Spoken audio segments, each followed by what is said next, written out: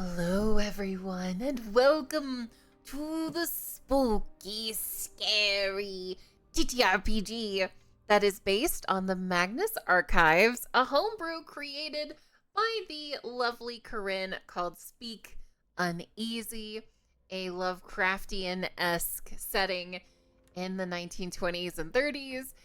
And oh my god, we've been through some stuff. Corinne will talk about it. However, I do have a story to tell y'all about the Silent Hill game we played yesterday. But I will have to join into their voice call before I tell everyone the story, because oh my god, y'all. Also, welcome in Dark, hello Colossal, Jasper, and Fangirl. I hope you're having a lovely Friday. Getting all cozy and cuddly for the spooky, scary night. Ooh. But yes, let me join in so I can tell y'all this ridiculous story of what has happened to me. I'm joining into the voice call so I can tell my friends what has transpired. Oh, here we go. Here we go. If they let me in.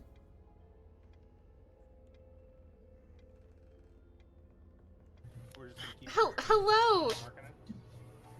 I have a story for y'all.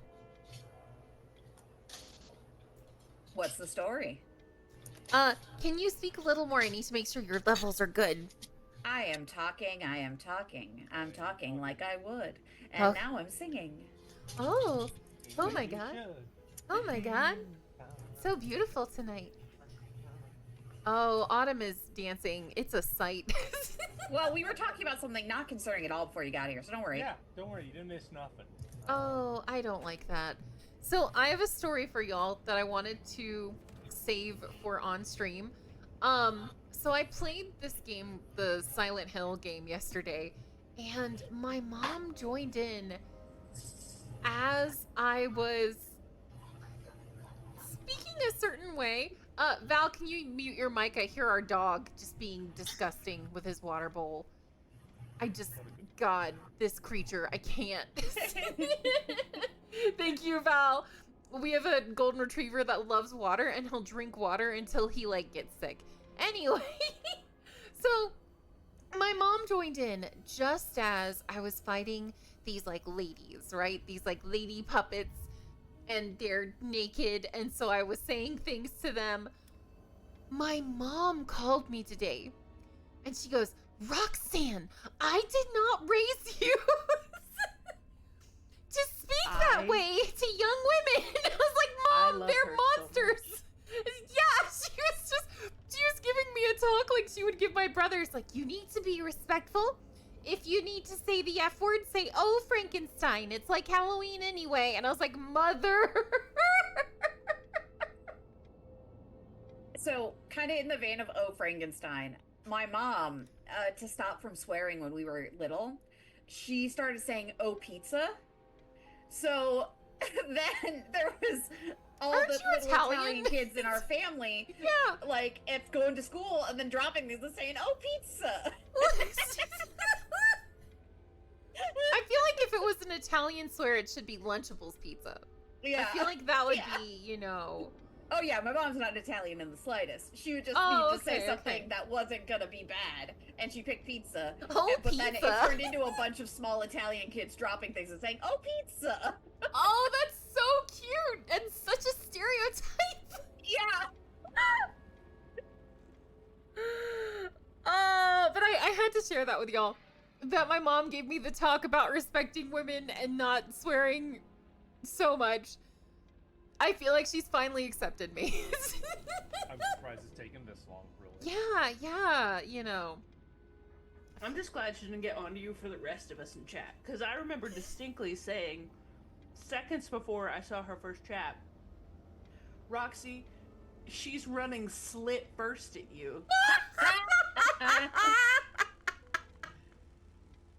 So I'm glad she only got onto you. I was run at slit first in that game, and I will continue to play it. That sounds like Silent Hill, all right. Silent Hill Fortissimo. Yeah, Silent Hill. That, We can't hear you, Autumn. you can? Yeah, we can. can't. Not that well. Oh no. Oh god. Oh no. How about now? I always regret it. I always. Is it safe? Yeah, it's safe. Okay. Do it, Autumn. Do it. It's never safe. Andy is flicking us off in the camera. It's beautiful. Oh. Speaking of slit first, where did we last leave off? Spider queef. No, I didn't queef the spiders. They just left from my Sure. tattoos. I rolled They just for came it. out slit first. My mom just yelled at me about respecting women. Yeah, she didn't yell at me. I respect women's rights and wrongs. I'm the only one who's not safe here. Oh, that's good.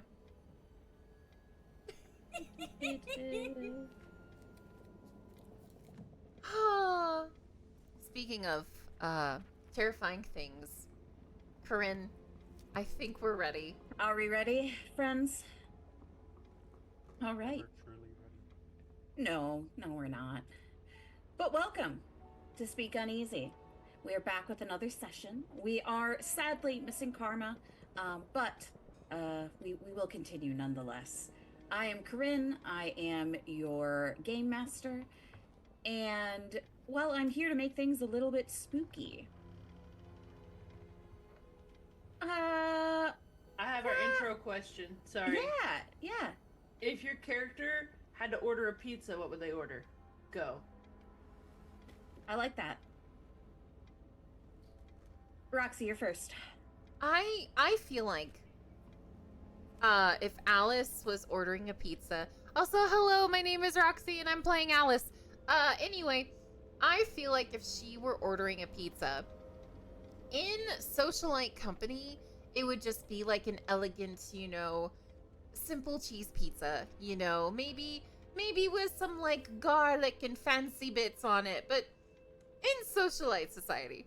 However, behind the scenes, she's raw dogging a deep dish. She is getting messy all over. She's like Eating it like a cartoon character, just... yeah, she's just getting up in it, So you have socialite Alice, and then Alice at home with her spouse, just, having a deep dish. I'm sure she is. God! Andy, who are you? Go next, you shitter. God, isn't that the question? Hi, I'm Andy, also known as Super Andiness Everywhere, and I play Billy Wilhelmina Harlan. I was like, huh? The tank of the group. The one with none of the brain cells and all of the trauma. Just kidding, we all have trauma. If she'd be a calzone bitch. Like, she's about, like, I need to get this in my body and, like, keep it pushing. Like, she's horking it down and beating the shit out of a dude with the other fist. So you're telling me that Billy would be a fan of the Hot Pocket? Like, if it was invented, I mean, maybe she invented it. This is our world. Oh my god. You invented the Hot Pocket. Hey, Corinne, can Billy invent the Hot Pocket? I'll allow it, but you have to give me you have to tell me exactly how. There's no microwaves. Okay. So she gets dough. So she gets some flour, some water, some salt, some baking soda. She beats the shit out of it. Rolls it out to a beautiful sheet. Okay. Adds the toppings. Rolls it up like a calzone, but cuts like the beautiful bread slits on the top and crimps the sides. And then she bakes the motherfucker. About 20 to 40 minutes, depending on the shittiness of the oven. And then she cuts them apart. Probably with a pocket knife, because she's a dirtbag. I never... Hot Pocket. You bite into it and burn your tongue. Yeah, if you're making a big old sheet of them, though. It's like you're making a back alley beef Wellington, and I'm scared. Is that not what a Hot Pocket is? Is a back alley beef Wellington? Also, band name Dibs. Back alley beef Wellington. Back alley beef Wellington! Coming to What a a line concert That's my fucking near drag you. name. Back No! alley beef Wellington. Sorry. Oh, curse. So can I have it? Can I have it? You can. Yay! Okay. Yes, you created the hot pocket. And the Hot Topic. I heard you starting. And the hot topic. You created both. Oh my god, Billy's just been a goth this whole time, and I didn't tell you guys. Doesn't that just fill out her character so much more? He's so upset. You're just running moonshine, and you're like, it's not a phase! It's not a phase, nobody, because the rest of you are dead. Oh. Garrett, what about you? What kind of pizza? You know, I have a question I need answered before I answer, which is he paying for it or is someone else? I'm gonna assume Garrett's never paying for pizza. Oh, I think Garrett's fully paid loaded for then, something. like, double every topping, just keep loading it up. Like this is you know, you have one slice and you're done. And you take the rest home and eat on it for a week. Like we're talking fully loaded toppings. They didn't even know they had it. They pulled out of the bag. There's kiwi on the pizza. There's kiwi on that. They Oh! don't even know what a kiwi is, but it's on there. Oh, that's Okay. so cursed. I have a question. Oh, hold Okay. on. Bevan has gotten me food and he's gonna tell So me about I it. made a mistake cooking, so now it looks like a super extra meal. Okay. Like I worked super hard, but I didn't. Okay. So I was going for like a spicy, like a sandwich thing. All right. But the sauce, Uh-huh. I added a water with not with cornstarch, just Did like you the make soup? marinade in it. No, I didn't Okay. make soup. Dip your sandwich in that; it's delicious. Oh, okay. You made like an au jus. Yeah, because I had like sugar and cornstarch before I added it. For the people here, here's And like the then- au jus he made accidentally. Because I went to deglaze it with water, but I used like way too much because I wasn't paying And then attention. here's the little But it's sandwich. like, and as fatty as it looks, it's actually really healthy because it's lean pork and onions. Oh, like that's it. well, thank you. Non. It looks hot Because- and I don't want to burn my mouth. No, you don't want to. But Okay.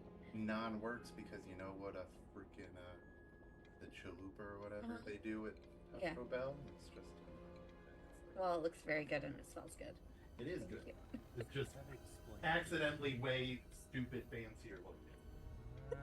That makes sense now. Also, Anyway, sorry to interrupt with everything actual he just food. brought you also on the pizza. That makes sense. Andy, you had a question for me.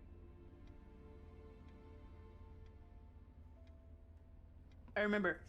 Is Garrett the type of person that is like, oh, I'll totally come help you move, and then, oh man, my back, like first box, and just sits there and eats all the pizza I and mean, drinks all the beer? you're assuming we get the first box out. I mean, like, you know, we got it to the door. And it, My lumbago. oh, Yeah. Oh yeah. Hang on. I need. Let me sit. Need something to dull it. Oh, you got a couple beers. Yeah, that'll help take the edge off. Let me get a few of those and meet real quick.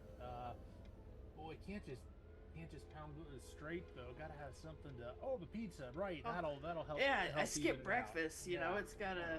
Yeah, I was in such a hurry to get over here and be such a good friend. Exactly. But Yeah. yeah. No, you just finished that one. Be careful though. It's a monster. It had pillows in it.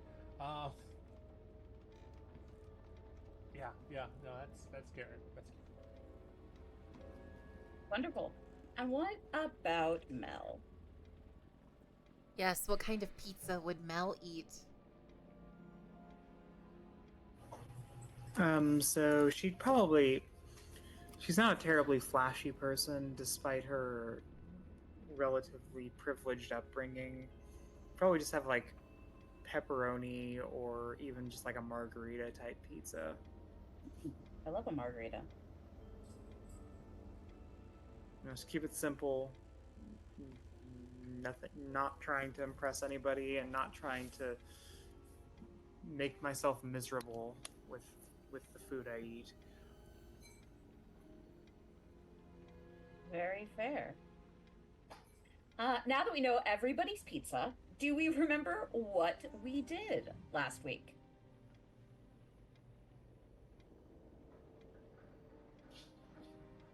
Fuck bitches got money? That's my guess. Someday I'll be right. I think you replaced at least one of those nouns with spiders. Possibly both. I don't wanna get spiders. I don't think we have a choice. I think we got spiders. Uh-oh, spiders. So, what happened on the previous episode, according to my notes, that I guess I was the one in charge of, because Karma keeps getting dead. Karma's Girl. still alive. Ain't none of us paying any goddamn attention. Like, what? We're.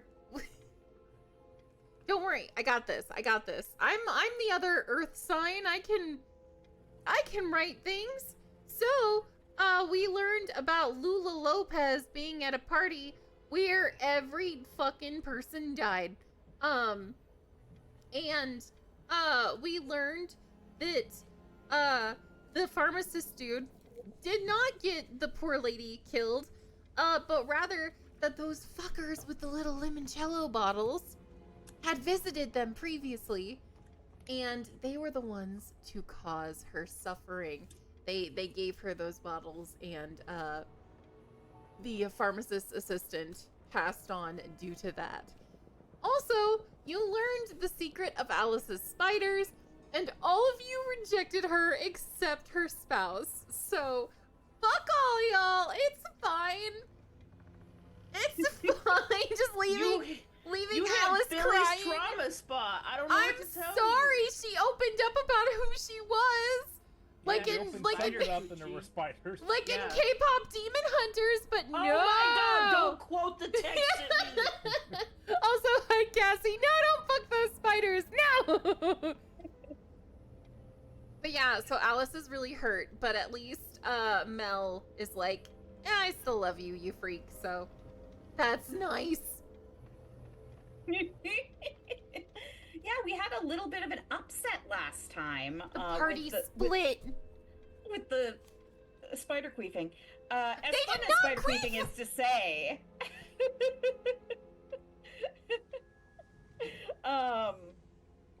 But I think we have a couple of options in what we can do today. Because I don't want to necessarily like super progress the story when we're down a player, particularly the player who keeps our notes. So I have a very important question for all of you. If we were exploring a piece of this story, any one of the little breadcrumbs that you all have gotten,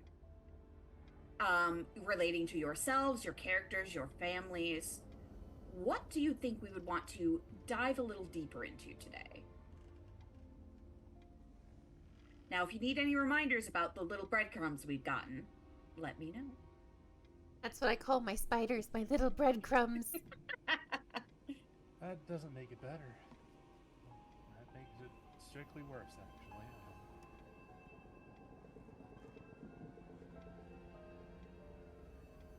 What are we thinking? Well, you If know, anyone- it sounds Oh, go like ahead. Alice is volunteering there.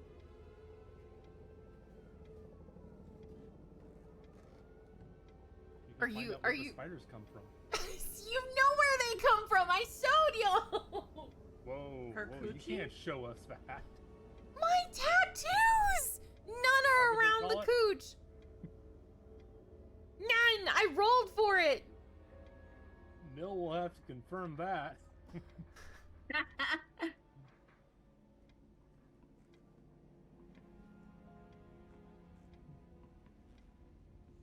All right, so if no one else wants to, Oh, Val I think we has have to. an answer. We all did nose goes except Val, so Val Yeah. has to choose what direction we pick. So Val, what direction do you think we should go in? Least. We've learned a little bit about a lot of different things. The party doesn't know this, but all of you do because you did hear the little bit about Garrett and his knife. We have the situation with Billy's sister. We have Mel's uncle or great uncle, who was seemingly murdered in his factory. And then with Alice, we kind of mostly have the spider situation. Okay. I suppose.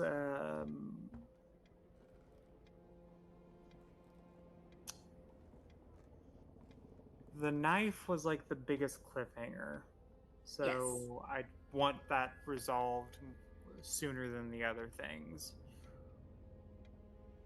All right, so we're looking to go more into the knife. Yes. All right, that is answer enough for me. I just gave Autumn a little bit of details on the knife. Autumn, would you like to share these details, or would you like to save them for now? Oh, I think we save these. Okay. There is a lot you don't know about this knife still, is what I will say. That makes sense. Yeah, these are only the very basic stats of the knife. And so since we're going to be going a little bit more into the knife, I'm going to give a little amuse-bouche of what happened last time. Or I guess not amuse-bouche because, well, we're at the start, but it was from the end of last time. Corinne, I don't think you're allowed to say that word on stream. I'll give a little, we'll just say summation to make it actually make sense. So, at the very end of last session, Garrett was taking a stroll after dinner, and he walked to the park to Grant Park, where the last bottle was found, the tree that seemed to have sway over everybody. And as he grew closer and closer to the tree, he felt his worries melt away. He felt his pain melt away. It felt like the closer he got to the tree, the better he felt. Pretty similarly to how the entire group had felt. But he didn't stop. He didn't try and stop himself. He didn't try and walk away. Instead, he touched the tree. He touched the bark. And then, as he did that, he felt inspired to look into the roots. And when he looked into the roots, he saw something glinting, something kind of damp. And so he reached down and he grabbed it and pulled out a knife. When he pulled out that knife, he didn't necessarily recognize it, but it felt right in his hand. Next thing we know, he wakes up in his bed. But the knife is still there. And that was where we ended last session. Don't we love that? I just hate that you picked up something damp and it made you happy. It's just ew. Would you feel better if I picked up a bunch of damn spiders? Like, If you were gonna pick up a bunch of spiders, would you pick them up individually, like, or would you? oh, I think it's the crane. Give him the claw. Yeah, the claw in Toy Story. The claw. A giant wolf spider next to my head a couple nights ago when I was falling asleep. It was like this big, like as big as my eye, you know, like I was reading and I looked and I see something move just out of the corner of my eye and I'm like, what's that?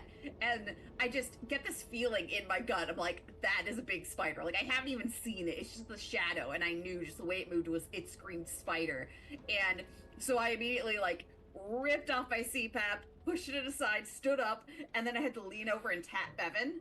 Cause like I was like confused. And I tapped him. I'm like, there's a giant spider. There's a giant spider on the bed. Can you help me? And then he helped me like a big, strong man. It was really big. CPAP Spider, new band name. Yep, it was a CPAP CPAP spider. You guys keep getting all the cool ones. You gotta hurry, Andy. So the one thing I do want to say, Autumn, is that you did get 1 point of stress from waking up in bed with that knife. Just as that is a thing that happened to you. Okay, I'm a little stressy. Let me see if I can figure out where there we go, stress level. Oh god. Let me see if I can't edit it. Okay, so I'll add. I'm sorry, I just saw what Andy shared. I already put it in your memes channel. You're welcome. Y'all, please check out the memes channel. What did you do, Andy? Oh my god. All right. I'm just Come on, Internet, you can do it. I believe in you. I want to see.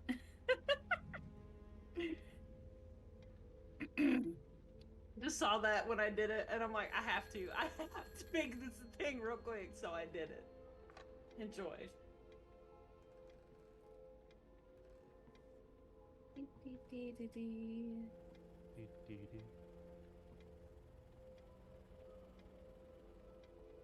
There we go.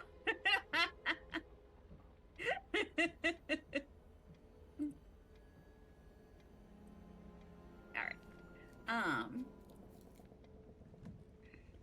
So Garrett has a little bit of stress.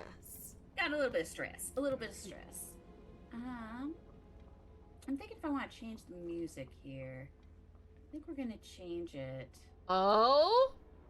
Yeah. wait, let me get something so I can method that. One moment. Yes, please. Get your knife. Did he just say he's getting his knife? I said he should get a knife. And No! and the music instantly changes like boss music. I am uncomfortable. Well, that's why I set up these little audio escapes for all of you to make you uncomfortable. It's like the opposite of ASMR. It's like instead of feeling relaxed, you're just feeling uncomfortable and on edge. RMSA. The opposite. These are the jokes. This is what I got for you. Oh. I cannot hear it. Oh, it's awful. It's good, but it's a lot scarier than what was playing. Well, yeah, the other music is just like the standard Magnus Society music. Yeah. You know? It's not meant to be scary. It's just It's a little spooky. a little spooky. I'm gonna take a bite. Oh. God, I fucking died. I think we lost Autumn. I love that as soon as Autumn comes back, Val leaves. Yep. Equivalent exchanged. New band name, Dibs. Fuck you! Sorry, I had to get something very important for the upcoming scenes. Oh, that's a knife. That's a knife. So that's what a boning knife looks like to the players. I had to find the right one. Oh my god. Yeah. All right. I'm gonna close my little book for now. Oh, that's scary. Oh, there's a cat on this chair. Hello, cat. Garrett. Mm-hmm. As you... Oh, my blanket stuck in my chair. Apologies. Hold on, guys. We're having a situation. There we go. All right.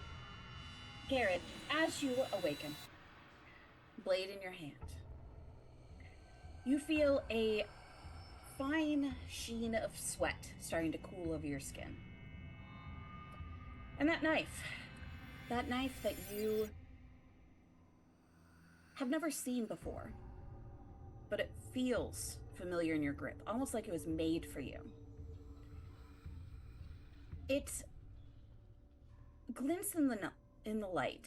It's a little bit, not damp, tacky, I guess is a good word to use. Do you touch it? Mm-hmm. Yeah. Are you like touching the blade at all? Yeah. So, despite the fact that you can't see anything on the blade, like the blade looks clean, it feels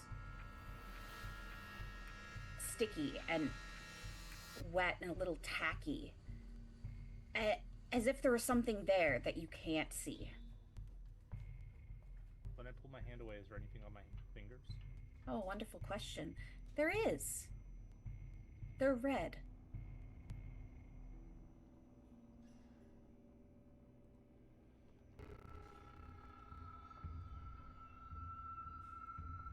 What do you do?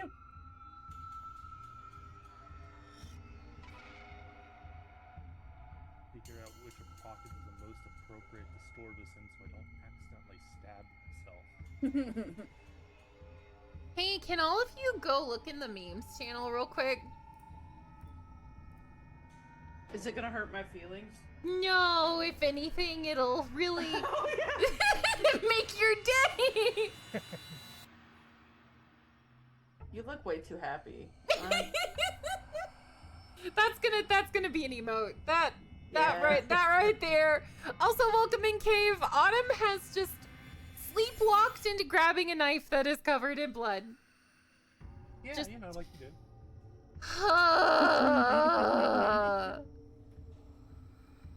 It's covered in invisible blood, though. You can't see it. You can only feel it. Oh. Yeah, because as Garrett looks at the blade, there seems to be nothing on it. It looks like it just came out of the package or is just washed, completely clean. It's the Macbeth blade. Oh, weird. Blade. So, Garrett, what do you do now that you have this blade that's seemingly leaving blood on your hands, but not showing it anywhere but your hands?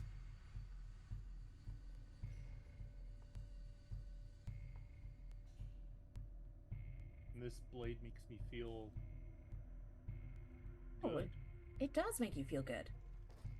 Makes you feel whole.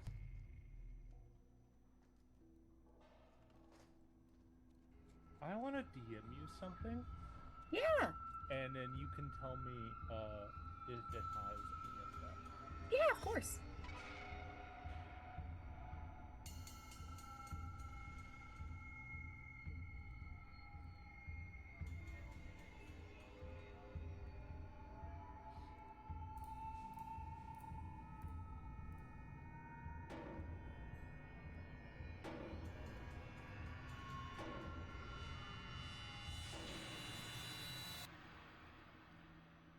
You do. I take it back. Okay. But yeah, as you hold this blade, it feels. It does make you feel whole. It makes you feel like everything is right in your life. However, you also feel hungry.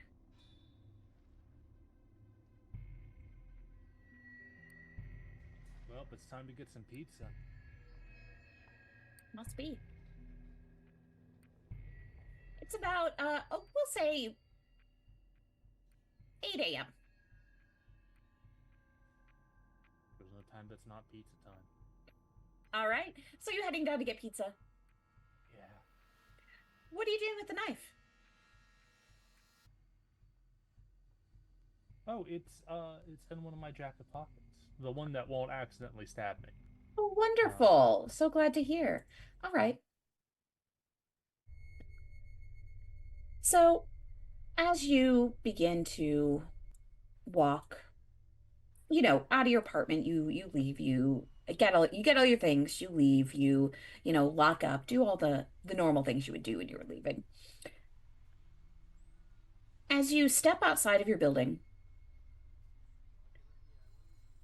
you smell something. Is it pizza? It's not. Oh. What is? You're not sure, but it smells delicious. Just mouth-watering. You try to find the scent? Yeah, I mean, I was sold on pizza before, but I could go for some I don't know, ribs, Korean barbecue, whatever this is, you know. Yeah. So you start following your nose wherever it goes Mhm. to the uh, uh trails of fruit. Is that what it is? Oh, Andy. Oh, Andy. Uh, Autumn, as you walking down the street, you're smelling, you're breathing in deep. Mhm. You kind of realize that the smell is everywhere.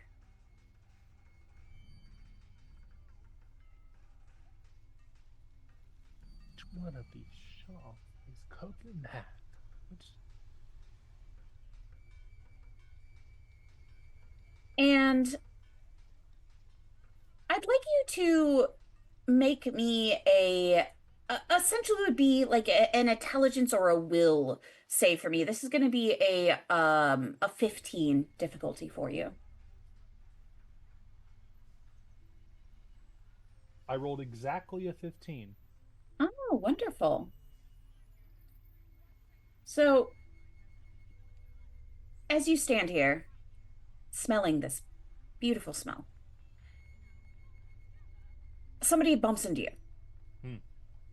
And you catch yourself in that brief moment as they bumped into you. The smell became overwhelming. Your mouth salivated. And then you laughed, or you smiled, or you did a classic pat on the shoulder, like, hey, watch it, buddy. A normal response to someone running into you. And you realize that the scent's fading and fading. Hey, buddy, where'd you grab your breakfast from? Hey, there's a bakery right down the street. Delicious sausage rolls. Ah, I love a good sausage roll. Thanks. I'm going directly to that bakery. Oh God, I need that sausage roll. No, I need no, it so there's bad. You need that something in sausage the roll, sausage. something fierce. There's something in the sausage. I don't trust this. There's something in the sausage. Don't do it. Don't eat the McGriddle. So tasty. It's got the maple syrup right in it. So, as Garrett Leave those is Canadians going, alone. Sorry. as Garrett's going to get his breakfast, what's everyone else doing? It's about 8:30 in the morning, probably. Oh, Alice is full on pouting in bed, like crying to Mel about how she was rejected due to her spider friends. She's just pouting.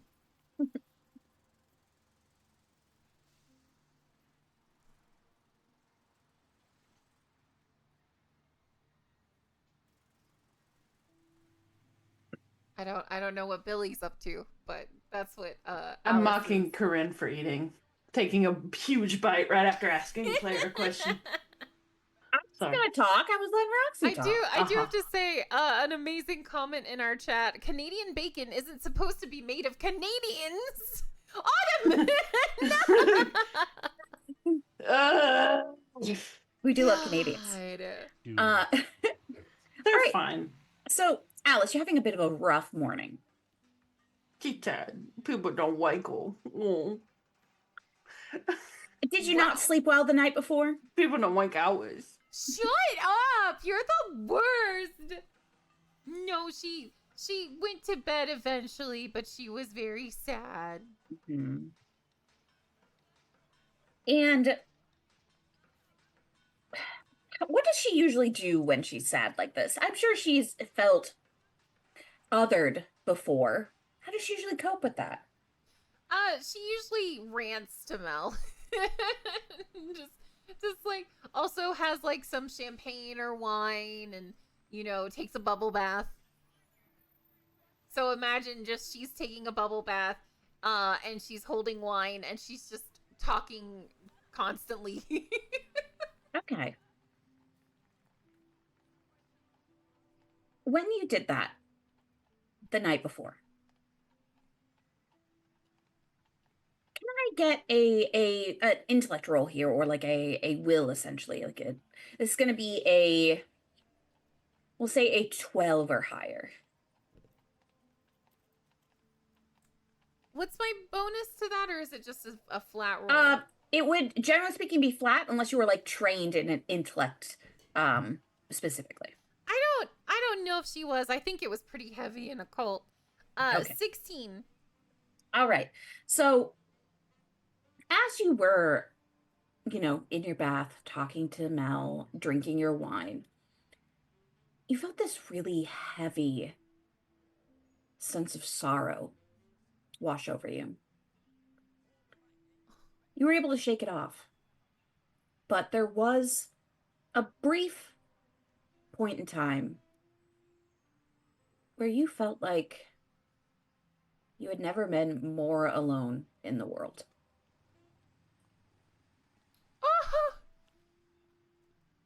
And then perhaps Mel said something. Maybe there was a bubble that like snuck up in the bath and startled you, or maybe you had noise outside. It's just something broke you from the reverie. I have a question. Yes. Was the spider riding the bubble? Was it a queef bubble? Okay, question Perhaps. taken back. Thank you. Get queefs out of your mouth! Dibs on the band lyrics. Anyway. And then the moment faded away. And while you were still sad, it wasn't overwhelming or too much. It was just what it was. It was okay. Oh, go ahead. I do have to ask, what did Mel do while Alice was just like babbling? Yeah, Mel, what'd you do? She was probably reading a book or something. You weren't listening to me? You were just reading a book? No, she was probably giving some advice or like affirmation. But I mean, she was probably at least a little bit traumatized by the events of today as well. I guess that's fair.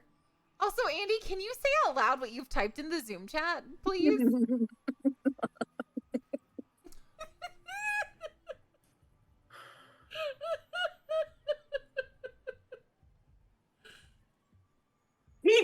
Keep my wife's queef out of your mouth. Okay. Way ahead of you. I just heard Roxy scream. I hate it here. But yeah. So I guess that's what's going on over at our household. All right. So now it is the next morning. You said you're mainly pouting in bed. You feel a tinge of a hangover. As you lay in bed, the sounds of the city are drifting up through your window. And that otherness really hits again. Because as you lay here in bed, covered in your little spider tattoos, your little spider friends, the world is going on without you out there, oblivious. They wouldn't accept you for your tattoos, just like your friends didn't.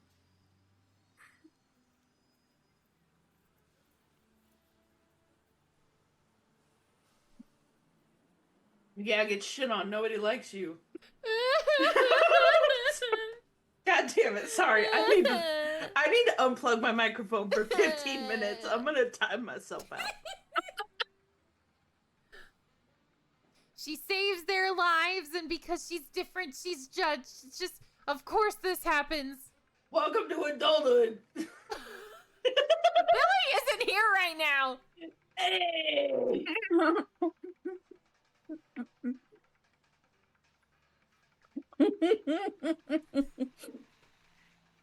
Does she do anything in particular? Or does she just continue to pout? She just continues to pout unless Mel tries to get them to do anything. Question. Do you have one of your little spider coins on you? I do. And how many spider-like markings are on you currently? How many pieces of clothing, items, tattoos? I mean, we know of the tattoos, but like beyond that, like you necklace, brooch, Yeah, she's got like a little necklace, you know. It's like a little dainty and gold, and it's just a cute little spider dangling from a web at the center. Oh, cute. No, it's the morning. I'm not in the bath now. I'm in the bed pouting. Yeah. But I think it's just the tattoos, the coins, and the necklace. As the sense of otherness hits you again,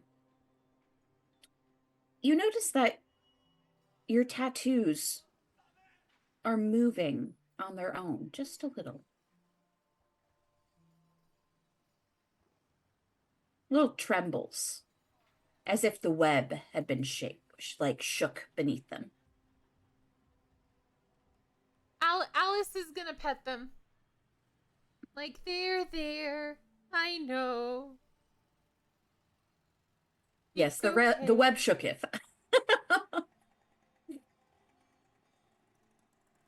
So, as you stroke them, as you would a pet, they still, for a moment, Can you take that again? I'm sorry.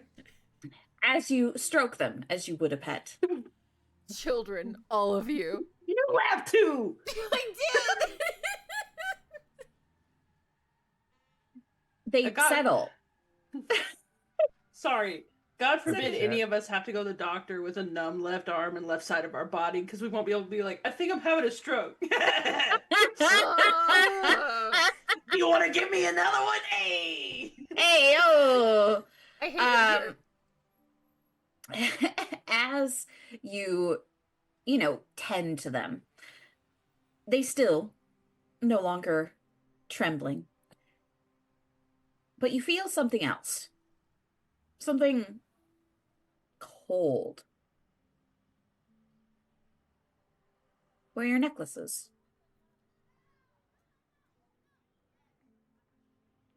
She's gonna touch the necklace. It feels cooler than it usually does. And as you touch it, it feels almost brittle beneath your hands.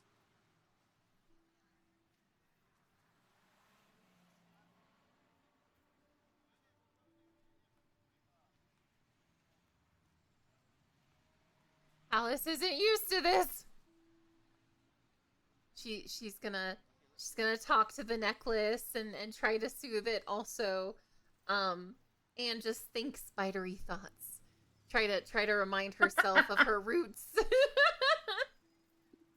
So you're thinking spidery thoughts. Yes, things like connection and weaving and talking with others, networking, spidery things. As you begin to think about your connections to others, about your place in the big web, with your family around you, all little spiders in their own big web, all connected, that sense of otherness fades.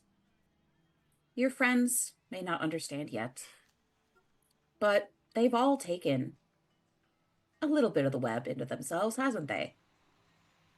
They'll adjust. They sure have. And you feel a little better. Things are rough, but you'll make it through. And as you feel that, the spiders, the little tattoos, they go back to normal. And the necklace, it's not as cold anymore. But you do feel a small little piece has broken off. And it's like powder between your fingers. Oh, But the rest is just back to the way it was.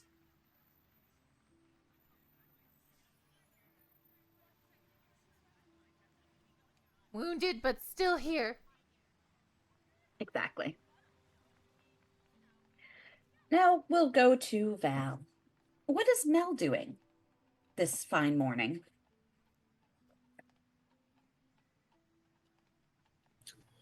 I suppose she's probably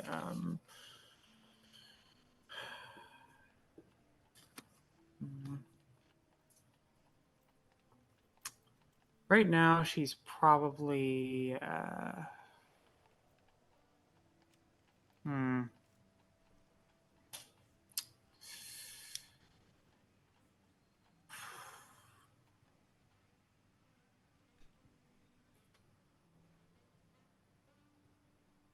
Get back to me later. I'll have to think because honestly, like I don't have any active plot threads, so I'll have to think about it. All right. So we'll go to Billy. What's Billy doing this morning? She's treating her hangover by just staying drunk. It's science. It's science. Yeah, she's playing 5D chess. Yeah. I love that for her. Is Yeah, yeah. she at her own place? Is she at a speakeasy? Where is she? I feel like she started at a speakeasy, and then they did the like semisonic, like you can't, you don't have to go home, but you can't stay here. So Mhm. she probably went home, or she's in the parking lot in her truck. Either way, she would do both. PsycheSiren All right. streams does not endorse drunk driving, even if it's in a TTRPG. Exactly. Well, So where do you either think someone you gave are? her, either she probably went home because someone gave her a ride in her truck. Okay, okay. So she did make it home. Yes. So you probably slept on and off throughout the night. Like where you take a swig from a bottle, kind of fall asleep for a little bit, wake up, get up, go to the bathroom, come back, drink some more, maybe take a little nap. Just kind of The marathon. exactly Mm-hmm. a good old-fashioned binge. Mm. She's healthy. She has good coping mechanisms. Roxy's face. How does Billy feel about what happened yesterday? uh oh, she feels. I feel like like a lot of layers, right? Not to make an Like an onion onion. joke. Not to make an onion joke, but she's obviously pissed off because like she's tried to stay away from the supernatural shit aside from just her sister, right? Like basically any interaction she's had with the supernatural has been against her will. She's not into it. But she is still like determined to at least have a conversation with her sister and not just the one way like you need to fuck off or you're gonna die. Um and but she's also like she probably feels a little bad because it's not like she's the most open person. So it's not like they know her trauma. So she probably feels like a little guilty for snapping and being like, well, fuck you and the horse you rode in on. Mhm. Um, but mostly she probably is in the sad, reminiscing stage of drunk. Mm. So the good times. Just the like, man, I remember when we were on the farm and we were all together and it was all gonna be okay. And I knew exactly what was gonna happen every day and it was heaven. Mm-hmm. That kind of shit. All right. As you're reminiscing about life on the farm back before the fire and your sister disappeared, is there anything specific that Billy would remember? Maybe she remembers a friend or something she liked to do or a favorite holiday, something that she remembers most fondly about the time before. This is so stupid, but just as like a player thing, bringing in my real life, my granny would always talk about that she had a favorite cow. Mm-hmm. And hilariously enough, my parents or my mother is named after this cow. Um, so I feel like Billy would have had like her best friend would have legitimately probably been the main milking cow that the family had. Mm-hmm. Because she would have probably been the responsible one that like actually got up and did her chores and all that shit. I It's love that though. I love that. yeah. So I feel like she'd probably be like, man, I miss my family. Of course, I miss a simple life. I miss the farm, but god damn it, I miss that fucking cow. And what do you think the cow's name was? I'm Please gonna say say something. karma. Sarah. No. It's probably That's something what she silly. gets for being sick. That's right. Probably something silly like Diamond or like Betty or like some old-fashioned old lady name, you know. So, as you think of Betty, your old family milking cow, you specifically remember the way life seemed so much simpler when you were with Betty. You remember, getting up in the morning, the crack of dawn, stumbling your way down to the barn, and getting Betty ready for the day. You would feed her, you would brush her, you would milk her, you would make sure that Betty was ready.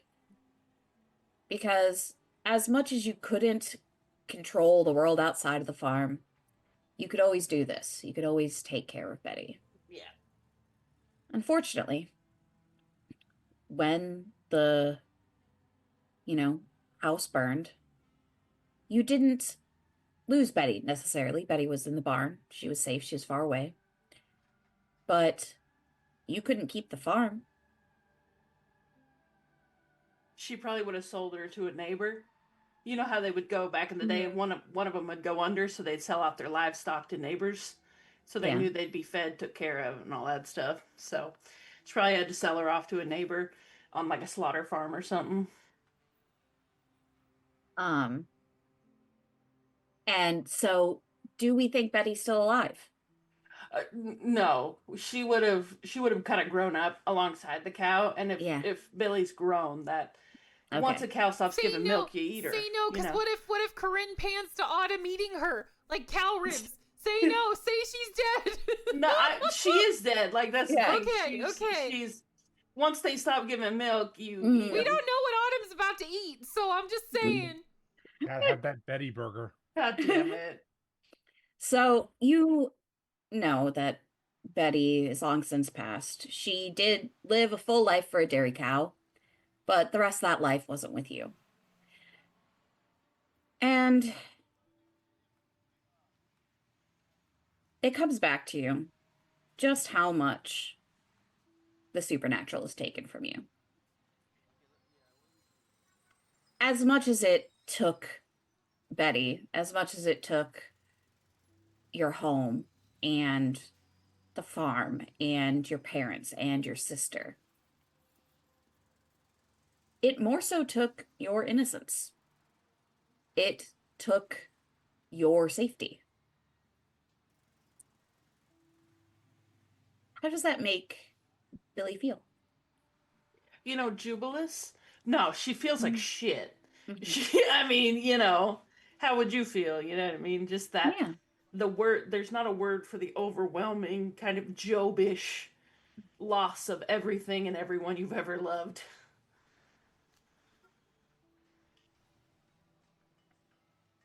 What does she do with that? Drinks. She fucking drinks. She She keeps fucking going. drinks. Yeah. So then I think that Billy passes out. Sounds about right. She's probably been going. She probably has legitimately like went to the speakeasy, started drinking, and has just been drinking for over 12 hours. So it's probably about goddamn time. Yeah.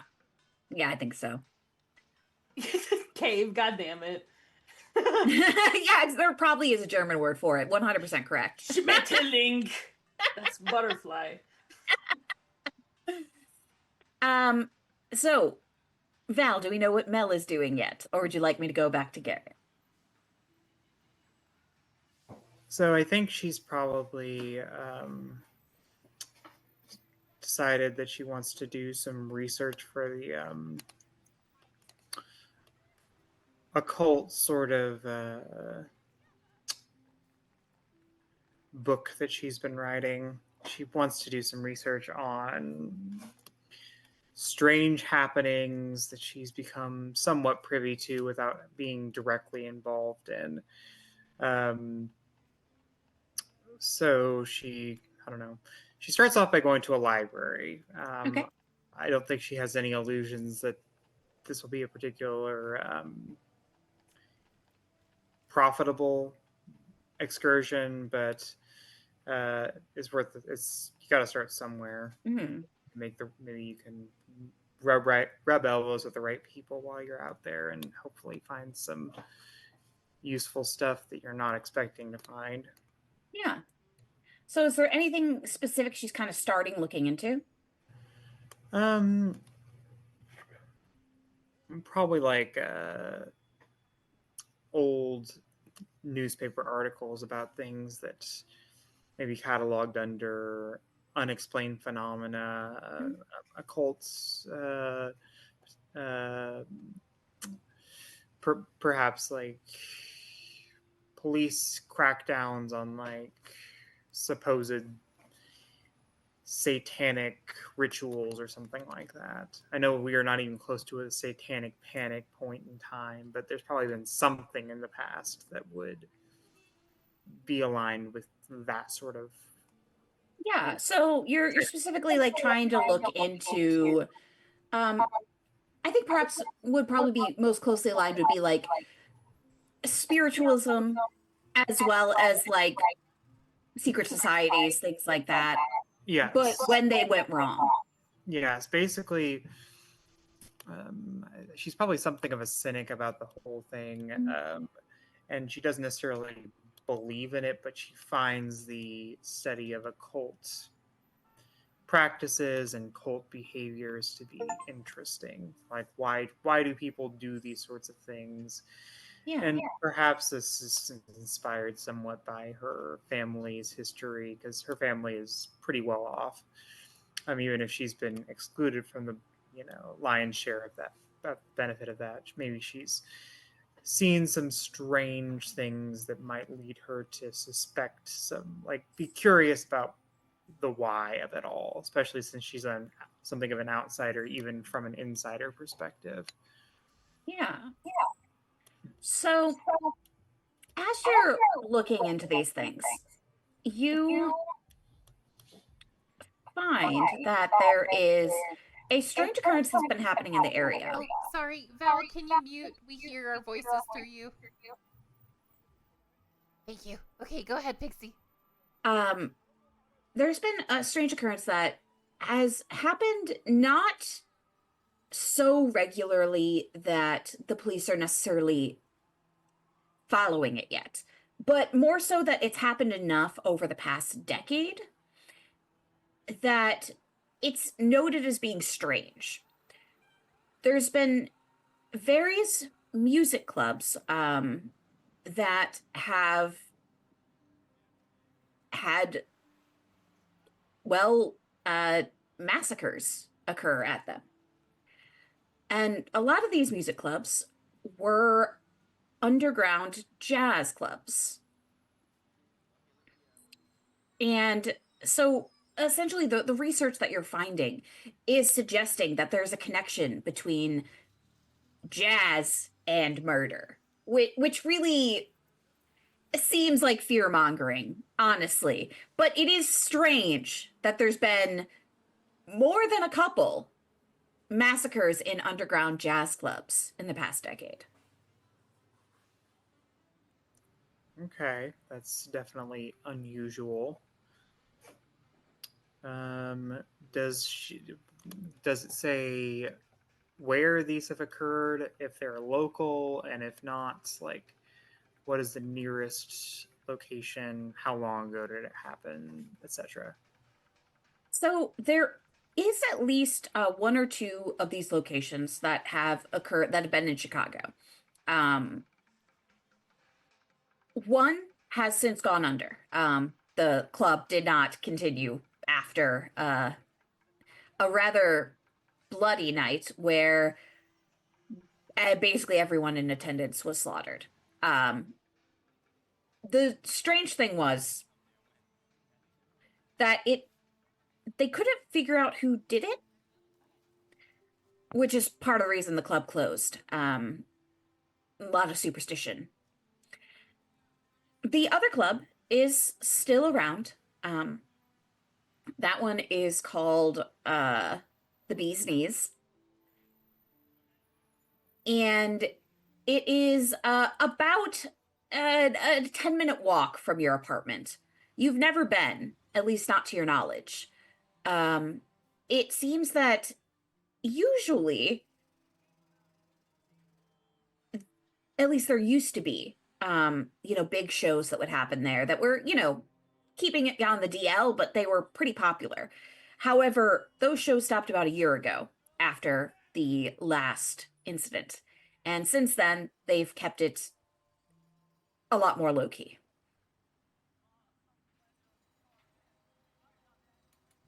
So tell me about the one that got closed down permanently. What information is there on that? Is the building still there?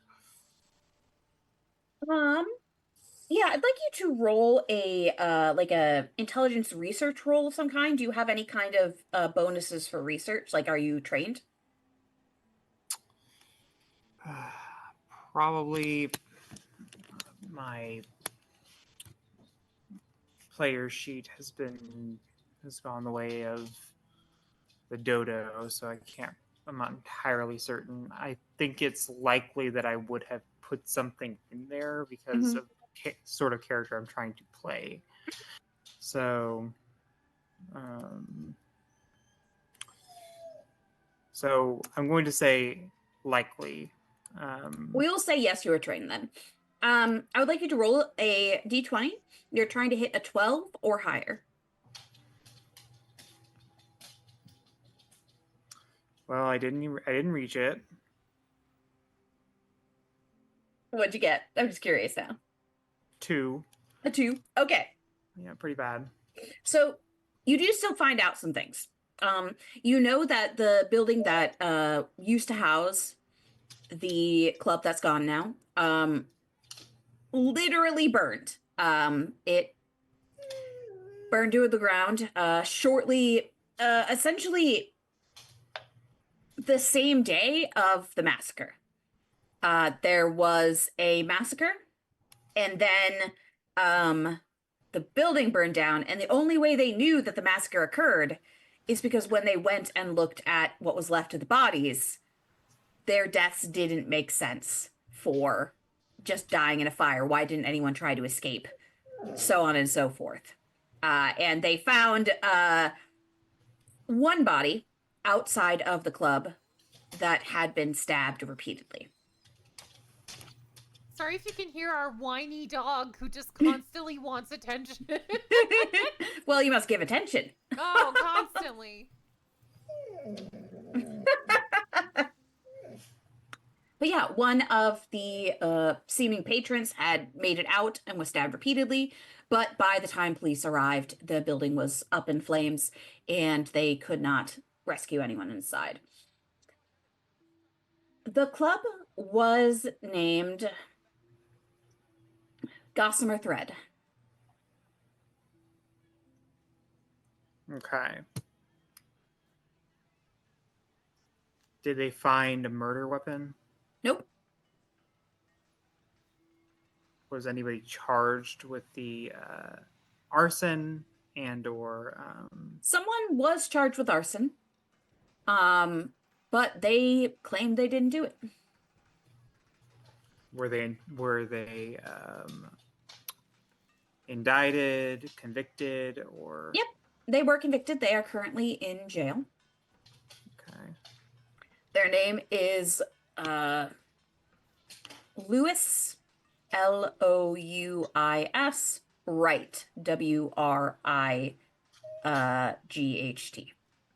Okay. Pardon me while I use our Discord chat for notes because I do not have an active document. Louis Wright. The notorious arsonist.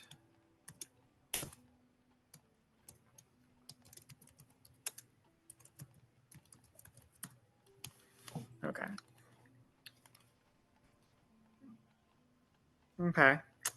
So he is currently imprisoned. All right. And let me think what else. Did they, were there any other bodies that were found intact other than the one that was stabbed repeatedly? Basically, everything else was too charred to get much information from them. But it there had been a show advertised that night. Okay. What was the name of the performer / band?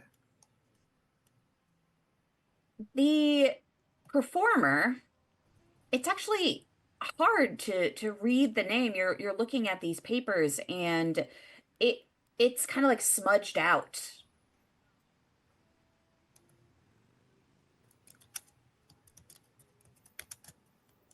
Maybe it was Andy's sister. That's what I'm thinking. Okay, so Smudge Boys, got it. Mm-hmm. Is there anything somewhat legible on that, or is it completely and totally blacked out? You can see the letter A and what looks to maybe be a C or a G. There's like a curved letter, but that's about all you're able to get. Okay, so pretty much useless. Pretty much, yeah. Okay. So we can't go investigate like that group. Who was performing at the Bee's knees. other massacre that occurred in Chicago? So at the Bee's Knees, they were actually having an open mic night the night it happened. So they don't have any specific performers listed. Of course. Okay, so that one. Okay, all right. One, I'm gonna think if there's anything else to glean from this information. Were there any witnesses other than the individual charged with arson who may or may not have actually witnessed anything? So for the case of the Gossamer thread, only Lewis Wright. He is the only one who knew anything, which is how he ended up getting charged with the arson. In the case of the Bee's Knees, things are a little bit stranger. There are reports, it's mentioned that there are some survivors from the Bee's Knees. However, one of them died shortly after the event. One has been committed since the event, and one has gone missing.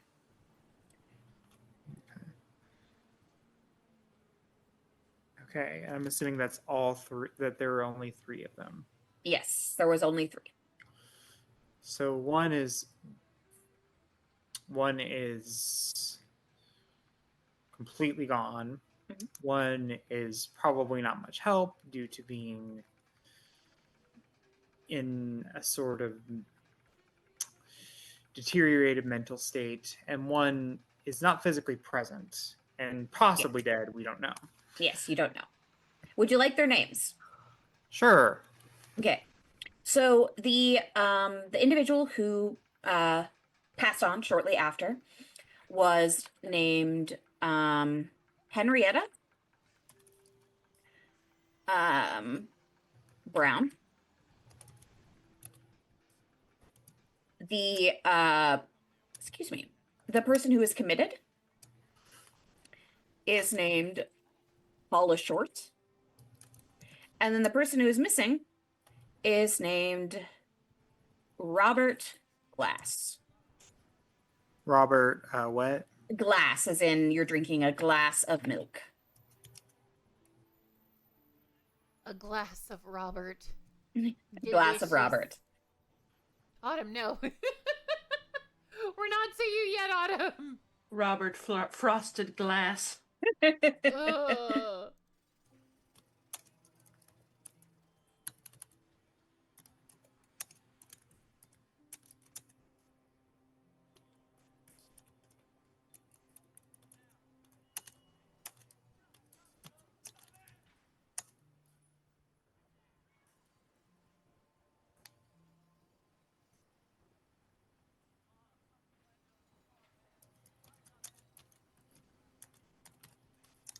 And since the bee's knees is still operational, you could go and investigate the scene in this one, but the event was over a year ago.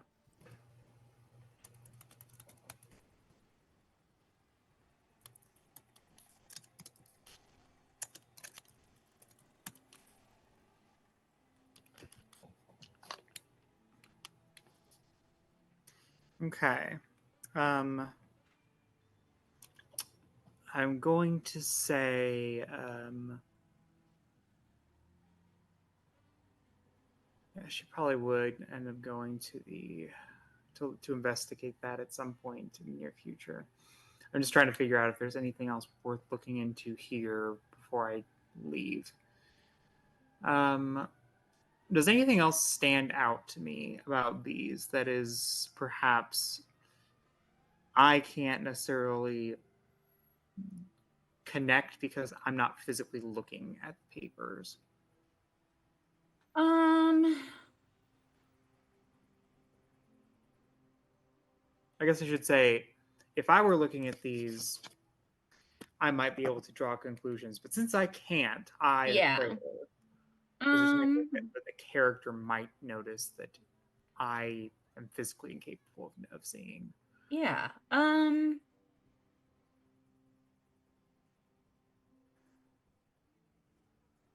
In at the talent show, you were able to find like or not the talent show, the open mic.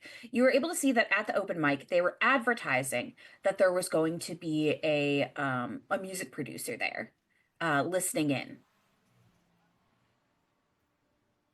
And the music producer is not listed as either one of the dead or one of the missing or committed or so on and so forth. Is a name listed? There is a name listed, but it looks it's one you've never heard of before. So like you haven't heard of this as a big name in the city. The music producer's name is Lionel.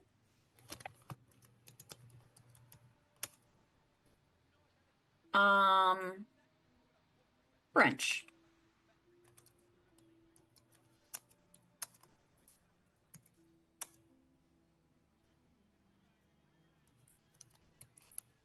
Essentially, he is listed as like he was advertised as being there for the open mic, but he is never mentioned again in any of the other reports at all.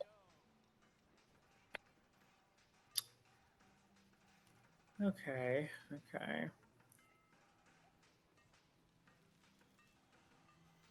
Hmm.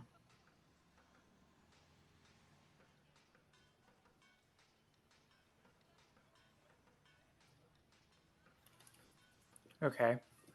In that case, I suppose that's probably all I can reasonably get from this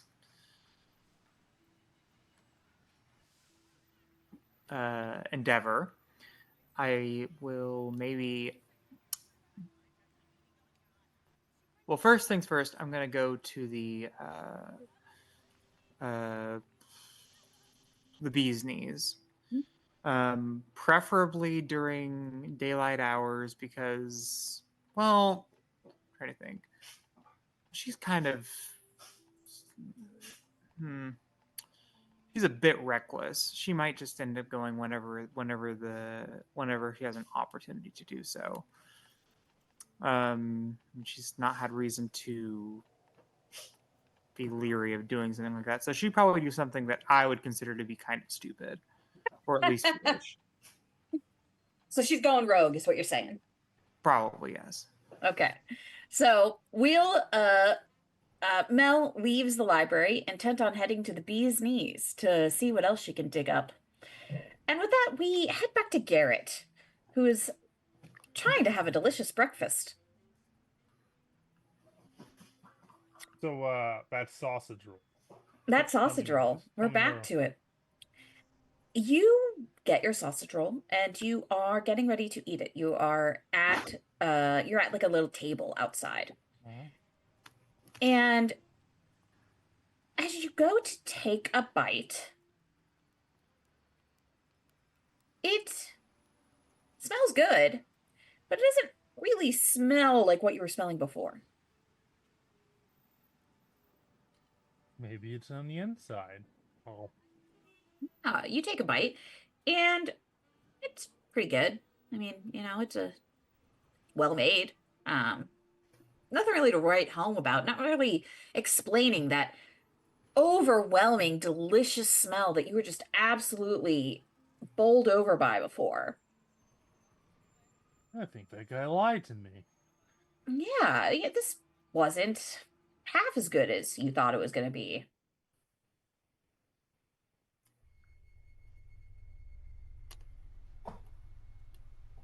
What do you do?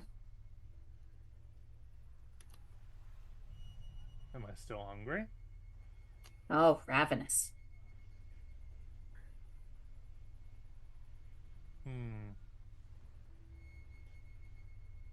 But I still smell it. Yeah. It's it kind of comes and goes. Like it's still there, but it gets stronger and then it'll get weaker and then it'll get stronger and then it'll get weaker. It kind of ebbs and flows. Must be with the opening of a shop door. I wonder if I can tell which shop. Yeah, maybe it was just something that was in the area. Yeah. I would like a essentially investigation roll. If you are trained investigation, that's going to be a 12. If you're not, then this would just be like, kind of like a standard intelligence, and you'd be looking around like a 15. So that's a natural 1. Val, can you mute, please? We hear ourselves again. So it was a 1, you said? Wonderful. You stand up from your seat. You start looking around. You're flaring your nostrils. Kind of walking towards shops and stores, trying to smell this delicious smell that's just kind of unlike anything you've ever really experienced before, honestly. And then you stop. Because no matter what shop you go to, you just can't find it. Because it seems to be moving and everywhere and nowhere all at once. You feel yourself grow a little faint, a little dizzy, a little heavy, your steps becoming plodding as you search for the source of the smell.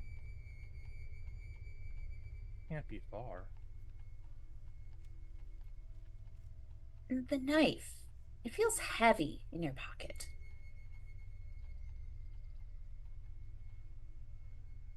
I grab the handle. Does it feel lighter now? It does. Is it still in your pocket? Just you're holding the handle? I don't know, is it? You thought it was, but now you're looking at it. It's a nice looking knife, isn't it?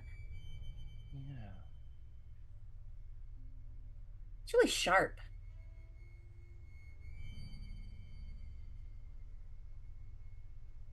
You know, wouldn't a knife like this be really good at finding the source of that smell? Oh, I bet this knife could find exactly what it is that smells so delicious. Yeah. Yeah, it could. I would like you to roll an occult check for me. Okay. Oh, this is going to be. Corinne really said, y'all split the party, so get fucked. Yep. Yep. It wasn't my choice to split the party. You'd be trying to get an 18 or higher unless you're trained in occult. I am trained in occult. What Oh, about perfect. Then only a 15 or higher. I have a 16. Oh, wonderful. As Wonderful. you hold this knife, caressing it, staring at it, thinking about how good it would be at finding that smell for you. Suddenly,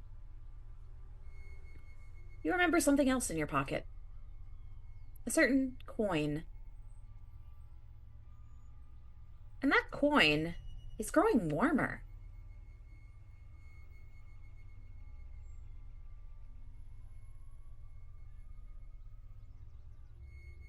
I pull out the coin. Oh, look at that. Coin shines really bright, and as much as you want to find the source of that delicious, delicious smell, it feels, kind of wrong to use a knife to do that. Because Knife doesn't have a nose. a knife doesn't have a nose, exactly. But a spider can smell things, can't it? Yeah. Yeah, so maybe you should ask for the help of a spider instead of a knife. Maybe just this once. Yeah. Maybe spiders aren't so bad. Saving Yeah. your asses once again. I get no thanks. Alice isn't here. Alice is pouting. Not Alice's spiders. Those things are weird. But normal spiders. Those are... I think you're both biased towards spiders due to a family connection. You married into this family, all right? Listen, We're not married. we might as well be in this world. We're roommates. To be fair, you are two women living together. You are married. Where's my coin taking me? So, your coin, you realize that holding both a knife and a coin in your hand is going to be, you're not going to have any hands to do anything else. So you slip the knife back in your pocket. And instead, you hold the coin. And as you hold the coin, that delicious smell, it's still there, but it's not as overpowering anymore. And you start to feel yourself get a little bit more aware. And you look at the coin and you think, I don't really know what just happened, but maybe I should talk to my family about it. And that's what the spider says. You know, the spider and the coin. It thinks that maybe you should tell someone about the weird smell thing and the knife. The spider wants you to go to therapy. Reach out to a trusted individual. Yeah, I it mean, does. You are the spider, so Well, the only one I trust that well would be Nicola. I hope she gets over her influenza. Yeah. If not, then there's really no one for me to talk to. You son of a bitch! Yeah! And so you do you start to head for Nicola's place to go check in on her? Yeah. All right. I do grab 2 more sausage rolls with the intent of giving one to her. It does not survive the journey. No, I didn't think so. You're just so hungry. Yeah. Even though It's the the smell isn't thought, as though. overpowering, you're just really, really fucking hungry. It is a good sausage roll too. That pastry is flaky. Oh, Like, and it's not going to be good cold. So, you know, about like, you know, halfway through the walk, I'm like, well, you know, if it doesn't get eaten now, it might as well be thrown out. I mean, like, Well, influenza makes you throw up sometimes, so maybe her stomach can't even handle it. exactly, So she like, couldn't appreciate it. Yeah, Yeah, and like I'm doing if her she's a stuffed favor. up, she probably can't taste it. You know, like all these reasons not to bring the sausage roll. Honestly, I need to go for her kitchen cabinets and make sure she's not eating anything inappropriate, and you know, just make sure it's nice, simple foods and anything that's, you know, like rich and flavorful that would upset her. I'll just remove that just for her own benefit. Why Of do I just course. imagine Garrett going through the streets and like seeing Billy in a dumpster, like drunk Listen. as hell? Is that a sausage roll? yeah, Like, Billy's just like laying there, No. like in the alley, like because she's unconscious, and Garrett's like, "I know you," and just keeps Why? walking. Why is our scary TTRPG like It's Always Sunny? Because we are like It's Always Sunny. We That's just are. us as a friend group. Oh no. I like to think like Garrett walks over to the unconscious Billy and is like, "You need this more than me," and just like kind of gently places the sausage roll in her mouth, and then picks up that like half drink bottle of booze next to her and just starts drinking it and walking out the street. Mutual exchange. Yeah. I have to say, an amazing comment. Also, for the record, spiders smell by touching things with their leg hairs. So I Oh. imagine Garrett just like Trying to smell like a spider. His head of hair is just like trying to oh smell my everything. god. I mean, listen, if we want to make Allie drunk Billy canon, I'm fine with the sausage roll exchange. That's hilarious. Another band name. Fuck! I didn't call dibs. Dibs! There you go. Dibs! Ah, sausage roll Oh, exchange there is you yours. go. Wait. Yeah, okay, that one's pretty good. Hang Yeah, on. I really kinda like fucks. sausage roll exchange. That's really funny. Yeah, that kind of fucks. Yeah. It's a Mumford and So Sons is this parody canon band. that you're in an alleyway drunk and, I think so. and Garrett comes across She- you? She was so drunk, she thought she was home, but she was actually just looking in the window of her apartment. Thinking she was inside, but she was in the alleyway outside. Looking in the window. 100%. Yeah. All right. So the sausage roll exchange happens. Billy, Sick. you now have a sausage roll. And you're also outside. Is she still unconscious? No, you're awake now. The Okay. exchange woke you. Okay. Well, Sausage Billy's roll exchange. definitely horking her boon. She's horking down the boon. And it's like, oh, yeah, that's what I needed. Really quick, while you're horking down a sausage roll, Hottie LeVar Burton, thank you. Holy shit! Thank you, Gifting Hottie. those subscriptions, and then Yeah. Valorant added too as well. Valorant, what the? God dang. Thank you, Hottie LeVar. I appreciate you. Andy's just horking down a sausage roll in a dumpster as you do on a Friday night. Listen, I don't judge your hobbies. What, my hobbies of being there for my friends? Oh my god, let it go! No, I will not. So, Oh my gosh. oh.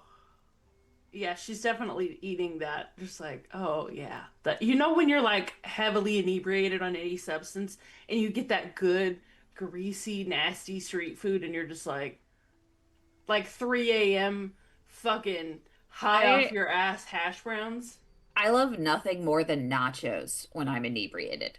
Listen, when I'm hungover, Bojangles fried chicken. Listen, it'll knock that sumbitch out. I'm just such a, I don't know, I'm a hash browns person when I'm inebriated of any sort. I'm just like, give me potato. I do Please. love hash browns just in general. Like, yeah. Potatoes are one of my safe foods. I can eat those anytime because they don't upset my tummy. Mm-hmm, same. They're gentle. They're very gentle. So yeah, I'll let the DM decide how inebriated Billy still is. I'd like to say that you're Okay, so this is the thing that happened to somebody I knew. You're in the state where you are awake and you actually feel pretty okay now that you're standing again. But the longer you're standing, the more that booze is going to continue to filter through your system because when you were laying down it is like your body you were like sleeping, your body wasn't like processing it as much, and then now that you're up you're going to like get drunk again later.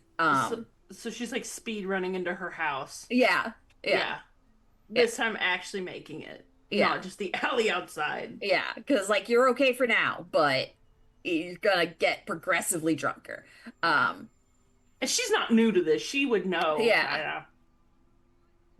T minus 20 minutes till you're dead again. Yeah.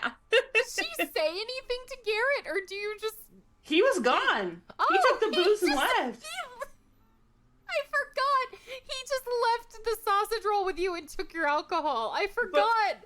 But Billy is like one of those like weird. Okay, I feel like she is one of those weird community people that's like she'll help little ladies like take little old ladies take their groceries inside. But also like if someone's husband is beating on him, she'll go fucking hold a knife to his throat. Like she's just a chill member of the neighborhood. So she's like, no one's gonna fucking poison me out here. If they gave me food, like it's fine. Yeah, It's like someone saw me trade. and thought I was hungry and gave me a sausage roll for my booze. Yeah, it's a fair trade. She'd be very chill about it. So, So, see, while y'all are being heinous, I'm having a lovely discussion about breakfast. So, who's being heinous? I'm being real. yeah, I'm being a real person true, right now. True though. and Alice, while you were moping in bed for a while, but you started to feel a little better after your spider moment. Do you And wonder where Mel is? I do think she wonders. I think she just kind of, sits up in bed and she's like, wait, where's Mel? Where did she go? What? She just kind of has a moment. Did Mel leave a note or anything? Or did you just go?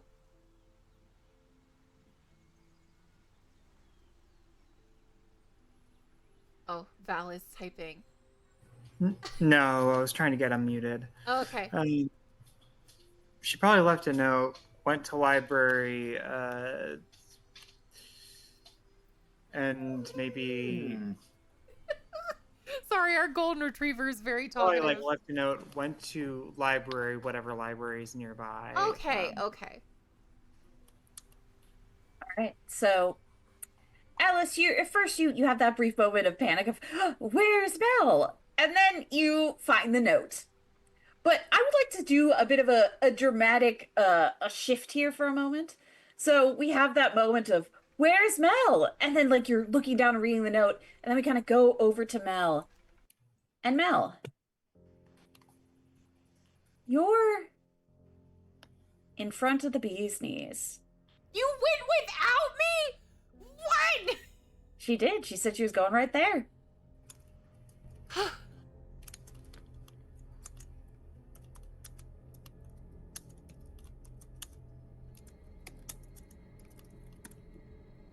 The bee's knees looks a little worse for wear. You never went here prior to the incident, but you remember walking by it. It's not too far from your place.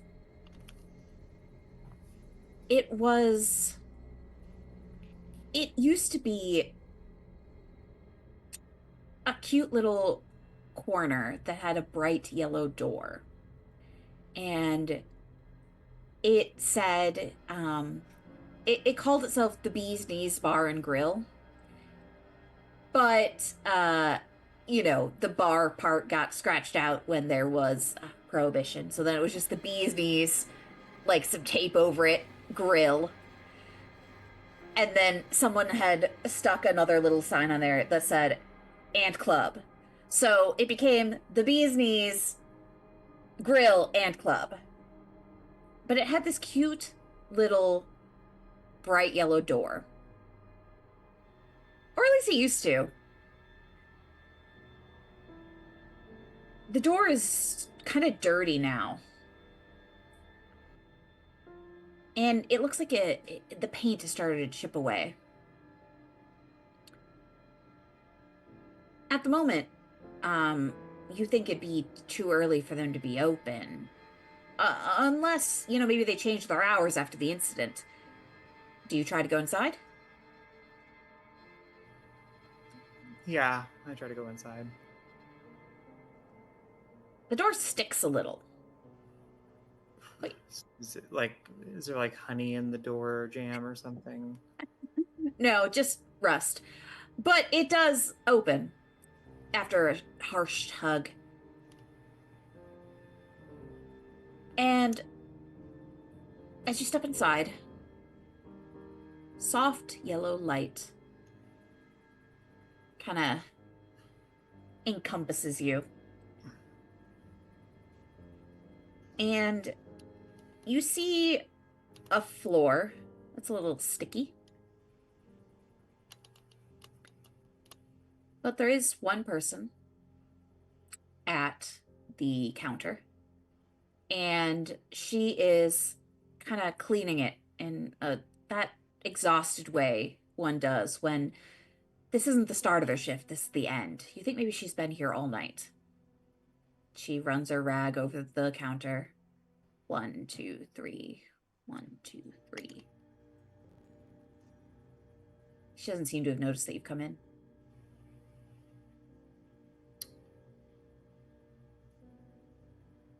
I walk up to her and start talking without preamble.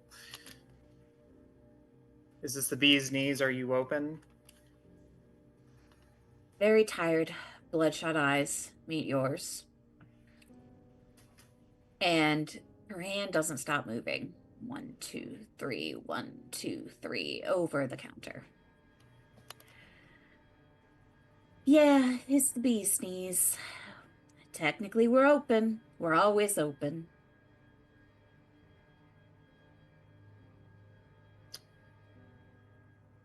I look around and take stock of the place.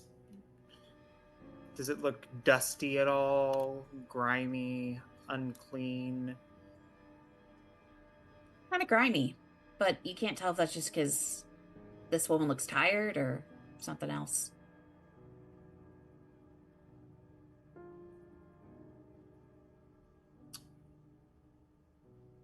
It's a bit of a...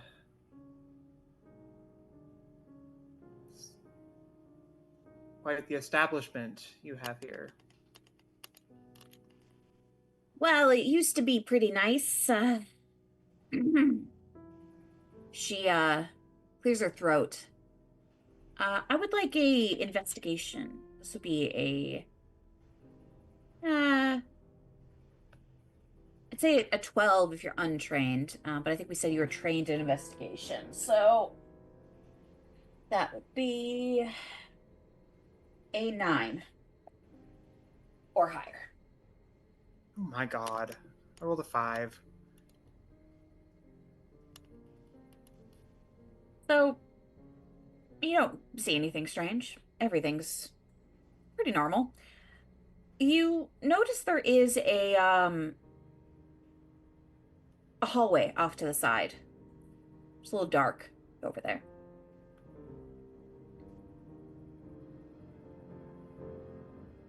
A hallway off to the side. Yeah, like off the edge of there's the counter, there's some little booths, and then there's a hallway that kind of goes off into the darkness.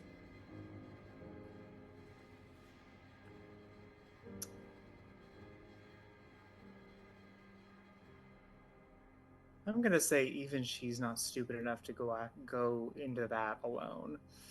I'm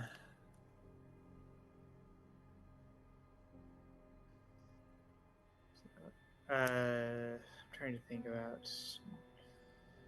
So I'm looking for a certain individual who may have had ties with this place at some point in the past, or at least been here once, maybe more than once. Well, a lot of people have been here.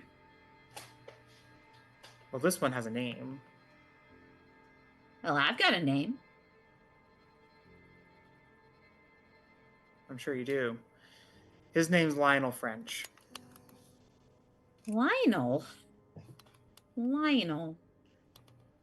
And what's your name?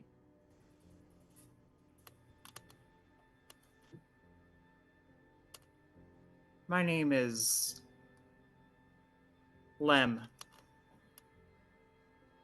Lem. 1, 2, 3. 1, 2, 3. You did not just have your alias be your name backwards. This is why you should have taken me with you. It's not my name backwards. Mel isn't her name.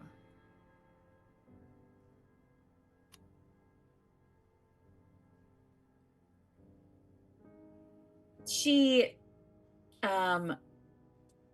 reaches under the counter.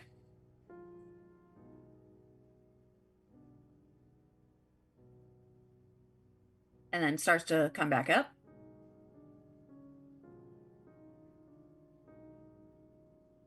And sprays down the counter and keeps cleaning it. And then puts the bottle back. So you're looking for someone named Lionel French, and your name is Lem. Is that right? That's correct. Well, why don't you pull up a seat? We can talk about someone named Lionel French.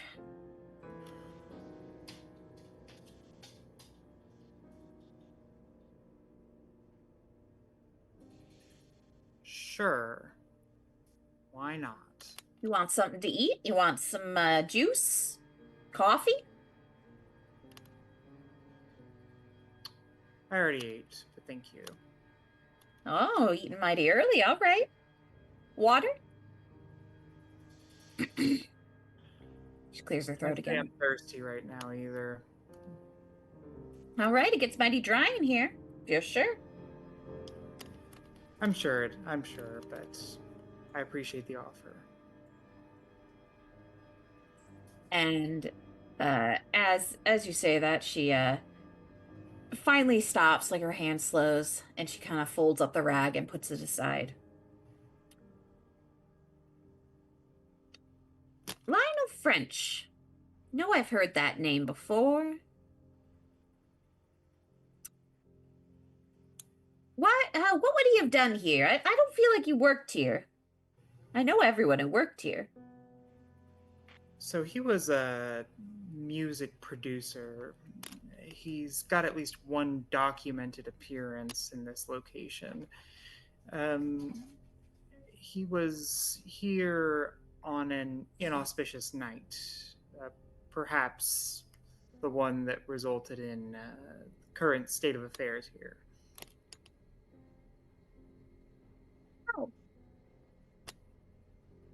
Oh, that Lionel French.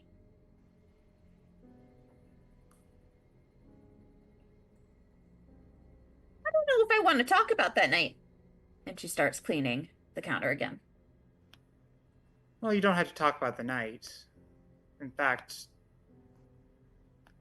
I think I best get the information from I'm looking for from the man himself. That to do that, I need to be able to find him. And seeing as how he's not a name that's any of the high rollers or any of the sorts, and I would know. I need to have some way of getting a hold of him. So, any idea what sort of circles he might move in? Well, he hasn't been back since that night. Haven't seen him. I, as a player, detect a hint of hesitation, more than a hint. Does my character detect the same? Well, how good is Mel at reading people?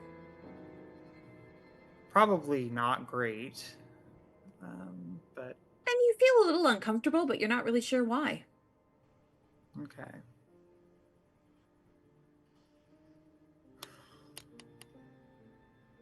Okay. All right. Well, if he hasn't been back since, do you know where he was before? Might be a good place to start looking.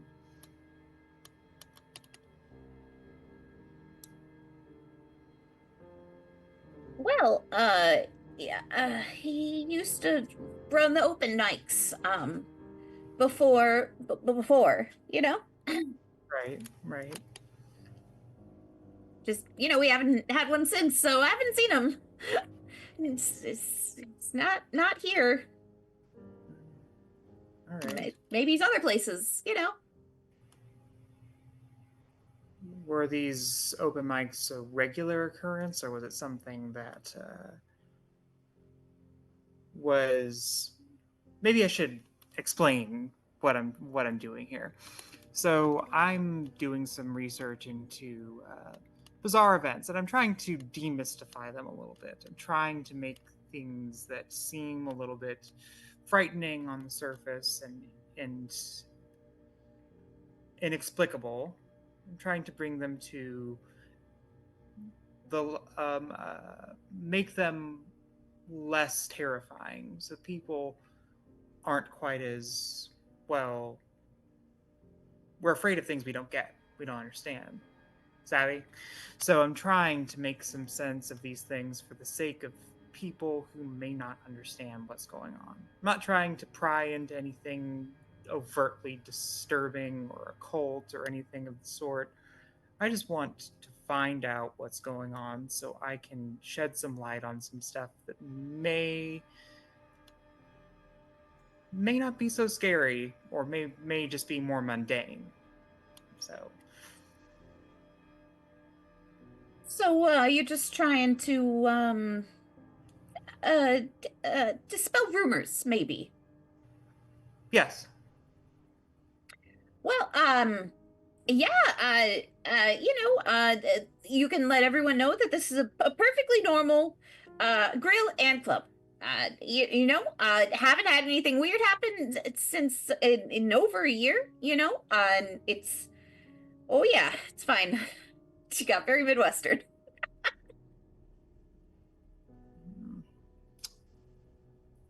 Well, that's good to know. Lionel, was he an employee here, or was he just a freelancer? Yeah, rented the place out. Rented the place out. Okay.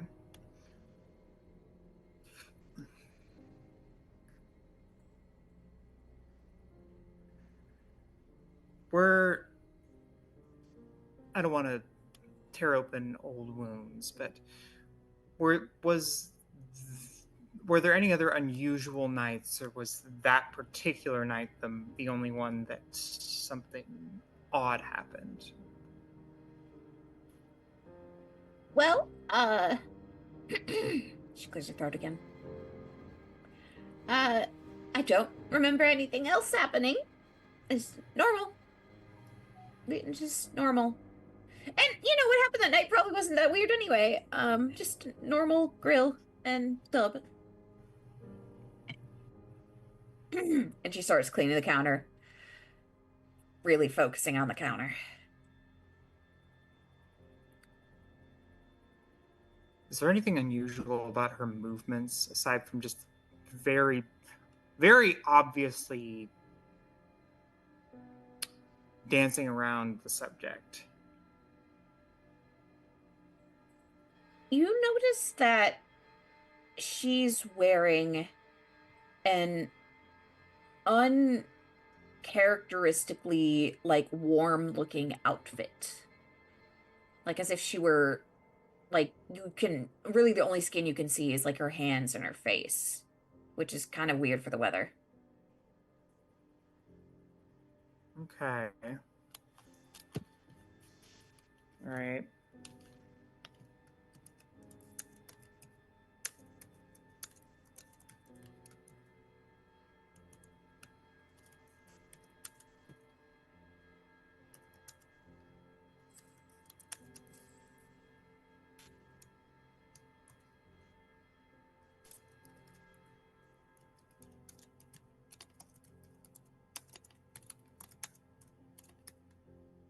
I don't like it. I don't like this lady coughing a lot, being cold, covering up her body, being evasive. I don't like this. Okay, well, you've been a real help. Can I get your name? Florence. Florence. Are there any machines nearby? Well, I mean, there's like a coffee maker. We found him. It was a bad joke.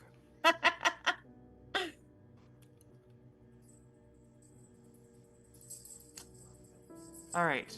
Well, been a pleasure to meet you, Florence. I'll let you get back to work. I can see that you're very busy. Have a good rest of your day. You too, and come back anytime. She keeps cleaning the counter. As she closes the door, she says, "Not likely." Can I get another investigation roll, please? Yes, you can certainly get that. You'd be trying to hit a 9. Jesus. Okay, can I? What are like the rules for re-rolling? So you can re-roll, but you would essentially be allowing an incursion. So that mean I could make something go wrong. Okay. Which I think would be a fun way to end the episode.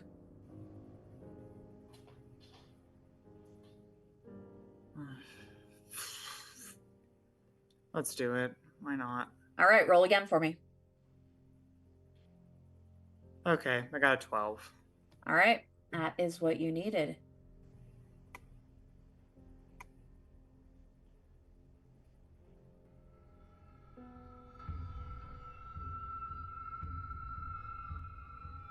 You hear the door close behind you, because you pulled it closed. But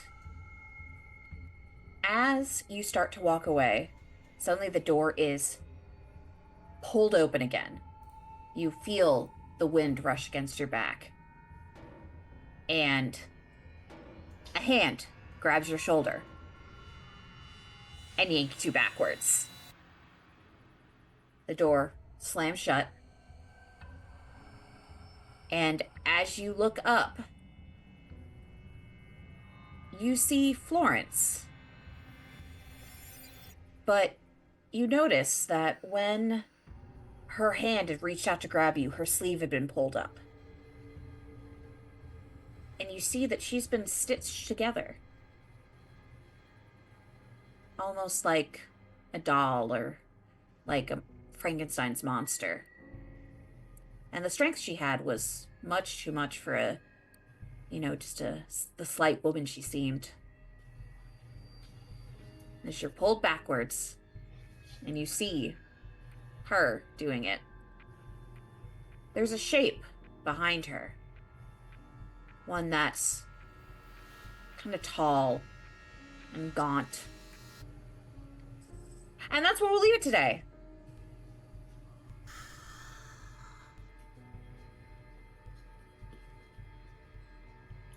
Hooray! You people had to split the party.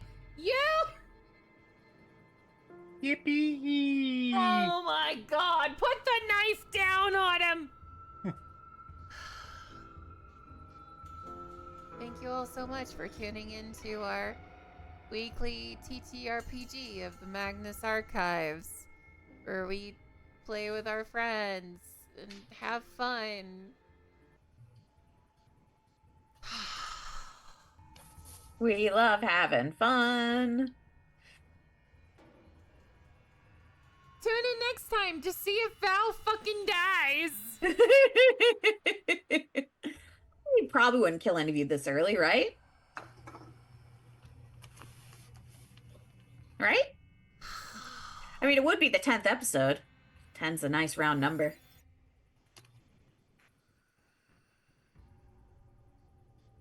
At least you know where she is, kind of. I am going. No, she went to the library.